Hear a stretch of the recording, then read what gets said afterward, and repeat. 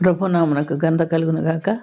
దానియేలు గ్రంథం 5వ అధ్యాయము 22, 23 చదువుకుంటున్నాం. బెల్షస్సరు, అతని కుమారుడగు నువ్వు ఈ సంగతి ఎంతయో ఎరిగి ఉండి నీ మనస్సును అణుచుకొనక పరలోకమందున్న ప్రభువు మీద నిన్ను నువ్వే హెచ్చించుకుంటివి.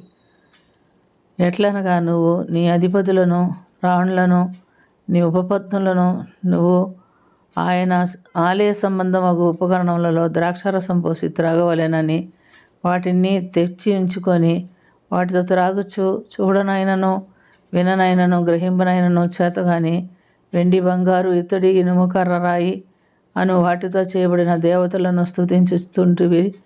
కానీ నీ ప్రాణమును, నీ సకల మార్గములను నువ్వు ఎవని వశంలో ఉన్నవో అయినను నువ్వు గనపరచలేదు.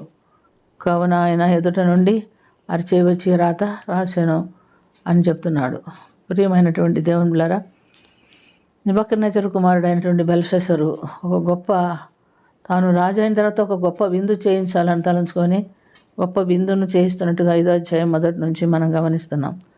ఆ విందు జరిగిన తర్వాత కొంత విందు జరుగుతుండగా అతనిలో ఒక ఆశ పుట్టింది. ఏమిటంటే, తన తండ్రి అయినటువంటి బెల్షస్సరు యెరూషలేములో ఉన్న దేవుని మందిరంలో నుంచి తెచ్చినటువంటి బంగారు ఉపకరణములు తెప్పించి వాటిలో ద్రాక్షారసము తాగాలని ఆశ కలిగి అలాగ వాటిని తెప్పించి అతను ఆ గిన్నెల్లో దేవుని పరిచర్యకు వాడబడేటువంటి ఆ గిన్నెల్లో ద్రాక్షారసం పోసుకొని త్రాగుతున్నట్టుగా మనం చూస్తున్నాం.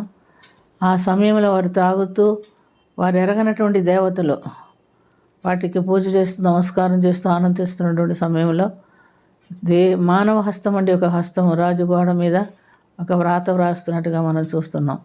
ఆ వ్రాతను చూడగానే రాజు భయపడి ఒళ్ళంతా వణికిపోయింది. నడుములు, మోకాళ్ళు, కీళ్ళు గడగడ కొట్టుకొని చుండగా భయపడిపోయాడు.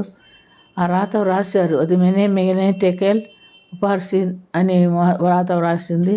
దాని అర్థం ఎవరికీ తెలియలేదు. కల్దీయులు, జ్ఞానులను, శాస్త్రజ్ఞులను అందరిని పిలిపించారు. కానీ వారెవరు కూడా దాన్ని చదివి దాని అర్థం చెప్పలేకపోయారు. అటువంటి సమయంలో అమ్మమ్మ వచ్చింది. అమ్మ చూచి ఒక మాట చెప్పింది. ఏం చెప్పిందంటే, అయ్యా, మీ తండ్రి పరిపాలన కాలంలో దానియేలు అని ఒక దేవుని ఆత్మగలవాడు ఉండెను. అతన్ని పిలిపించు, అతడు ఖచ్చితంగా ఈ మాటకి అర్థం చెప్పగలడు అని చెప్పినప్పుడు దానియేలుని పిలిపిస్తున్నట్టుగా మనం చూస్తున్నాం. దానియేలుని పిలిపించి దానియేలుతో చెప్తున్నాడు, దానియేలు, నీవు దేవుని ఆత్మగలవాడని నాకు తెలిసింది. నువ్వు ఈ మాటకి అర్థం చెప్పగలిగితే నీకు బహుమానములు ఇస్తాను అని చెప్పినప్పుడు దానియేలు ఒక మాట చెప్పాడు. అయ్యా, నీ తండ్రి కాలంలో ఆయనకి జరిగిందంతా నీకు తెలుసు. అతడు ఎంతో దేవునికి వ్యతిరేకంగా చేసినప్పుడు దేవుడు ఆయన శిక్షించాడు. ఆయన తిరిగి మారు మనసు పొందిన తర్వాత తన రాజు అవ్వటానికి దేవుడు సహాయం చేశాడు. ఈ విషయాలన్నీ తెలిసి కూడా నువ్వు దేవునికి వ్యతిరేకంగా ఈ విధంగా ప్రవర్తించావంటే నువ్వు దేవునికి అవిధేయుడు కానీ దేవుడు తెలుసుకున్నాడు. కనుక దేవుడు ఏం చేశాడంటే, మెనే టెకెల్ ఉపార్సిన్. ఈ వాక్య భావం ఏమనగా, మెనే అనగా దేవుడు నీ ప్రభుత్వ విషయంలో లెక్క చూచి దాన్ని ముగించెను. టెకెల్ అనగా ఆయన నిన్ను త్రాసులో తోచుగా నువ్వు తక్కువ కనబడితివి.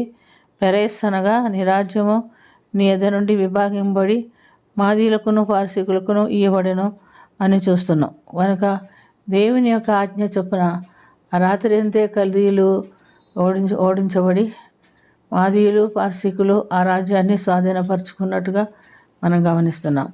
ప్రియమైనటువంటి దేవుని బిడ్డలారా, ఈ విషయాన్ని గురించి మనం గమనించవలసింది ఏమిటంటే, మరి తన తండ్రికి జరిగిన విషయాలన్నీ కూడా అతను మర్చిపోయి మరి దేవుణ్ణి విడిచిపెట్టి దేవునికి విరోధంగా తనకు కలిగినటువంటి ఆధిక్యతను బట్టి దేవునికి విరోధంగా ప్రవర్తించాడు. ఎవరైనా కూడా దేవుడు ఒకరిని హెచ్చించినప్పుడు, ఒకరికి ఒక పదవి ఇచ్చినప్పుడు, ఒక ఆధిక్యత ఇచ్చినప్పుడు దాన్ని ఇచ్చినవాడు దేవుడేనని మర్చిపోయి ఏ పని కూడా చేయకూడదు. అలా చేయవారికి కఠినమైన శిక్ష ఉంటుందని ఇక్కడ మనం తెలుసుకుంటున్నాము.